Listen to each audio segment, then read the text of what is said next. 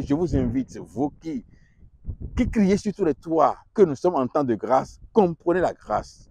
Elle-même, elle nous enseigne à renoncer à la vie mondaine.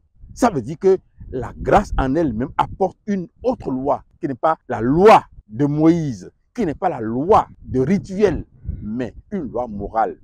Et Jacques l'a appelée la loi parfaite de la liberté.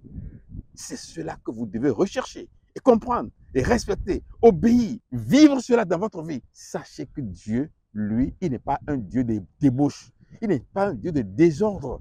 Ce n'est pas parce que je vais à l'église où je dis je suis sauvé que je suis sauvé. Loin de là. Je suis sauvé lorsque ma foi produit des œuvres. Et les œuvres, c'est la crainte de Dieu. L'amour du prochain, ça s'arrête là.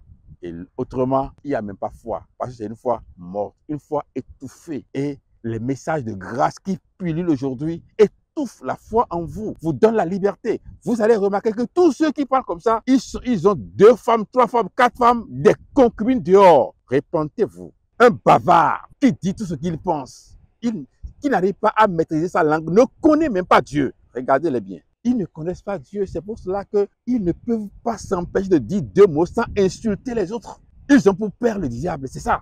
Ils n'ont pas les œuvres.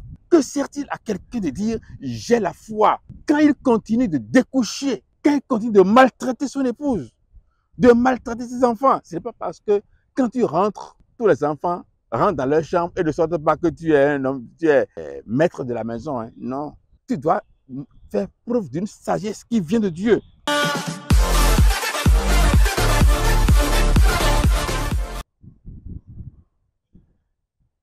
Bien-aimés dans le Seigneur, chers amis de l'émission Ce qu'il faut savoir, très heureux nous sommes de nous retrouver encore en votre compagnie ce matin.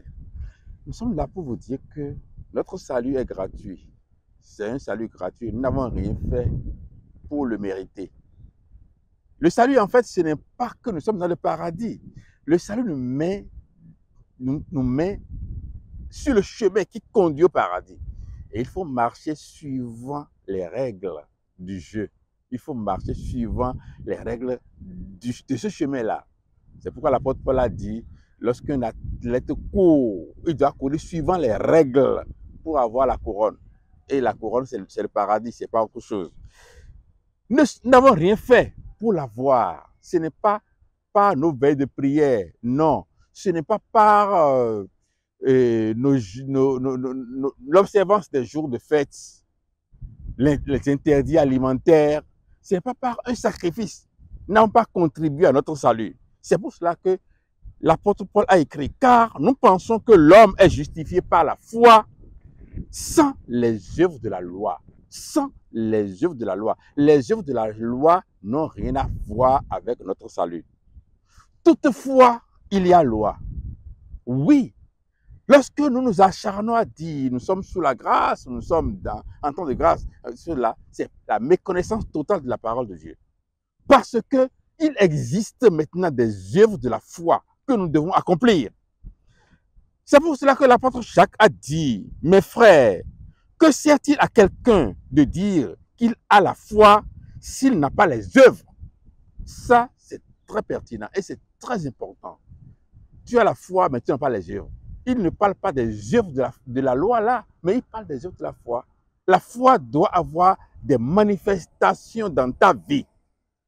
Celui qui te connaît hier comme bagarreur, rebelle, arrogant, injurieux, celui qui te connaît hier comme adultère, voleur, doit constater que quelque chose a changé en toi. Ton épouse va dire, mon mari a changé. Ta femme va dire, ton mari va dire, mon épouse, elle est en train de devenir plus sage. Que sert-il à quelqu'un de dire qu'il a la foi s'il n'a pas les œuvres? La foi peut-elle le sauver? Donc la foi sans les œuvres ne peut pas sauver un homme. Il s'agit de quelle œuvre? Il s'agit donc de l'œuvre de la sagesse qui vient des instructions du Christ. Un bavard qui dit tout ce qu'il pense, qui n'arrive pas à maîtriser sa langue, ne connaît même pas Dieu. Regardez-les bien. Ils ne connaissent pas Dieu. C'est pour cela qu'ils ne peuvent pas s'empêcher de dire deux mots sans insulter les autres. Ils ont pour père le diable, c'est ça. Ils n'ont pas les œuvres. Que sert-il à quelqu'un de dire j'ai la foi quand il continue de découcher, quand il continue de maltraiter son épouse, de maltraiter ses enfants? Ce n'est pas parce que quand tu rentres, tous les enfants rentrent dans leur chambre et ne sortent pas que tu es un homme, que tu es maître de la maison. Hein. Non. Tu dois faire preuve d'une sagesse qui vient de Dieu. Si un frère ou une sœur sont nus et manquent de la nourriture de chaque jour, et que l'un d'entre vous leur dise, allez en paix, chauffez-vous et vous rassasiez, et que vous ne leur donniez pas ce qui est nécessaire au corps, à quoi cela sert-il? C'est-à-dire, vous devez pratiquer l'amour envers les prochains. Assister celui qui est dans le besoin. C'est ce que le prophète Ésaïe a dit dans Ésaïe 58. Ouvre ta maison aux pauvres et aux déracinés, à ceux qui n'ont pas d'abri. Alors ce sera pour toi l'aube d'un jour nouveau. Tu rentres dans les œuvres de la foi. Les œuvres de la foi, c'est aussi parvenir à refuser, de tricher, de voler son prochain. L'œuvre de la foi, Joseph a dit, loin d'Israël, il était en Égypte. Il a dit, comment je peux chercher la femme de Potiphar, commettre un si grand péché contre mon Dieu? Il ne regarde pas les hommes, mais il regarde son Dieu. Tu dois regarder ton Dieu et dire, je ne peux pas faire ça. Tu es jeune, tes parents t'ont construit une maison, en tout cas, tu as une chambre à part dans la maison, et la chambre que tes parents t'ont donnée est devenue la maison de passe pour tes camarades. Passe-moi ta clé, j'ai une go à gérer. Tu contribues à la débauche des autres. C'est toi qui prends la lettre qu'on veut envoyer à quelqu'un, à une fille, pour la tromper, pour la draguer. C'est par toi qu'on envoie la lettre. C'est toi qui offres à boire ou à prendre de la drogue aux gens. Non, tu ne fais pas œuvre de foi. L'œuvre de la foi doit se manifester dans ta vie. Il en est ainsi de la foi. Si elle n'a pas les œuvres, elle est morte en elle-même. Donc la foi morte ne peut pas sauver. Et c'est pour cela qu'il a bien demandé, est-ce que celui qui dit j'ai la foi qui n'a pas les œuvres, est-ce que sa foi peut le sauver? Tu n'as pas le salut si tu n'as pas les œuvres de la foi.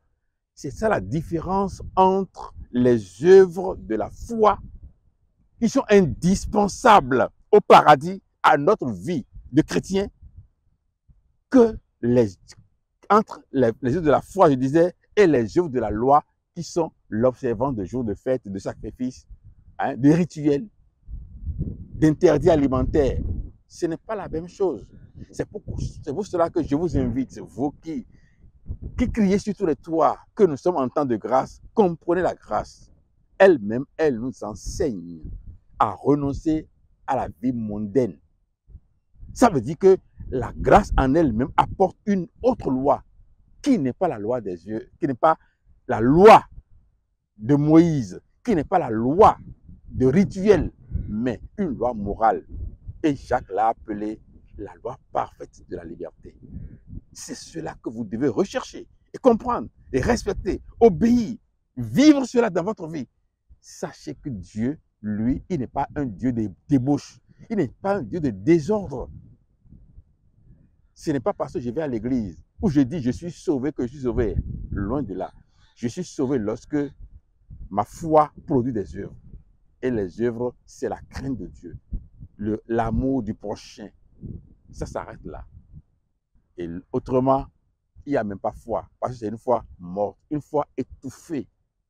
Et les messages de grâce qui pullulent aujourd'hui étouffent la foi en vous. vous donne la liberté. Vous allez remarquer que tous ceux qui parlent comme ça, ils ont 2 femmes, 3 femmes, 4 femmes, des concubines dehors. Répentez-vous. C'est pour votre vie que je vous parle.